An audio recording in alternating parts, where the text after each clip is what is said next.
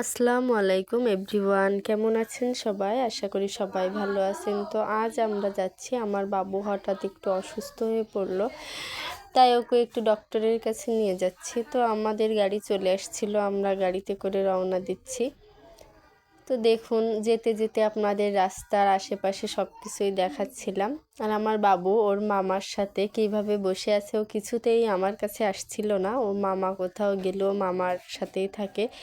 দেখুন, ও একবার শুয়ে পড়তেছে আর একবার বসতেছে। মানে আসলে মামা ভাগ্নের আদরটাই কিন্তু আলাদা, এটা পৃথিবীর একটা নিয়ম। দেখুন, আমার ভাইও ওকে কত যত্ন করে রেখে দিছে। ও একবার মজা করে শুয়ে পড়তেছে, হাসাহাসি করতেছে। তারপরে এইভাবে আমরা যাচ্ছিলাম। যেতে যেতে রাস্তার পাশটা আসলে কিন্তু সবারই ভালো লাগে, মানে কিছু না দেখার থাকলেও কিন্তু মানুষ একটু বাইরে তাকায় দেখে যে রাস্তার পাশে আসলে কেমন পরিবেশটা। তো হাইওয়েতে উঠেই গেছিলাম। এরপর বাবুকে আমি আমার কাছে নিয়েছিলাম।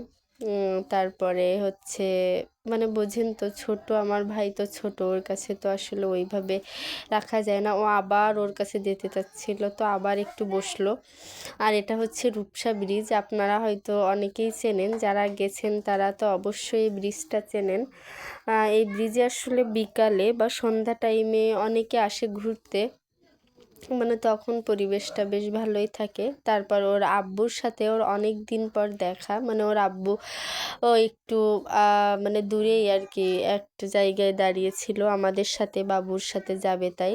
তো ওর আব্বু গাড়িতে উঠে পড়লো। দেখুন, বাবু আর ওর আব্বু দুইজনে, মানে বাবু তো খুব আনন্দ পাচ্ছিল ওর আব্বুকে দেখে। আসলে ওর আব্বুকে অনেক বেশি যত্ন করে, ওর আব্বুকে খুব মিস করে কোথাও গেলে। তো তারপরে যেতে যেতে আমরা ডক্টরের কাছে প্রায় পৌঁছেই যাচ্ছিলাম। আসলে রাস্তাটা অনেক দূরেরই ছিল, অনেক সময় প্রায় 1.5 ঘন্টা ধরেই আমরা জার্নি করছিলাম।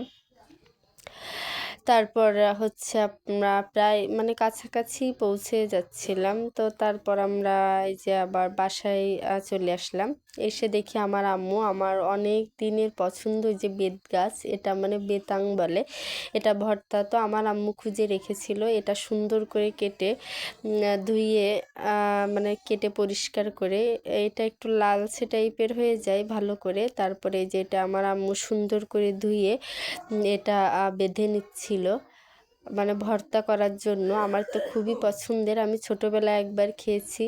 তো দেখুন, এটা সুন্দর করে বেঁধে তারপরে এটা হচ্ছে ভাতের ভিতর দিয়ে দিবে, মানে যখন ভাতটা রান্না করবে তখন এর ভিতর দিয়ে দিবে। এই যে আমার আম্মু ভাতের হাঁড়ির ভিতর দিয়ে দিল এটা সেদ্ধ করার জন্য। তারপর এটা নামিয়ে নিল। দেখুন, এইরকমই ছিল। তো নামিয়ে এটা কিছু পেঁয়াজ কুচি করে রেখেছিল এটা ভর্তা করার জন্য, আর 2 কোয়া রসুন এর সাথে। তারপর এটা আমি সুন্দর করে এই তাড়িটা মানে বাঁধাটা একটা মানে কেটে সুন্দর করে আমি ভর্তাটা করছিলাম। তারপরে যে পেঁয়াজ কুচিগুলো আমি সুন্দর করে ছাড়িয়ে মেখে নিচ্ছিলাম। তো আপনারা যারা খেয়েছেন তারা তো জানেন, আসলে একটু তিতা লাগলেও জানি একটু অন্যরকম, খুবই মজা লাগে। এই যে আমি এই পরিমাণ মতো লবণ দিয়ে এটা মাখাচ্ছিলাম, এতে কোনো ঝাল দেব না, কারণ এতে ঝাল দেয় না আসলে। এই যে দেখুন, এই বেতাংটা কিন্তু সুন্দর সেদ্ধ হয়েছে। তো আমি এটা ভালোভাবে মেখে নিচ্ছিলাম খাওয়ার জন্য।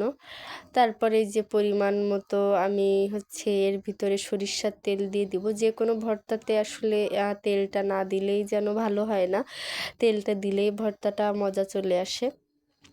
তো মাখিয়ে নিয়েছি। ভালো থাকবেন সবাই, আল্লাহ হাফেজ।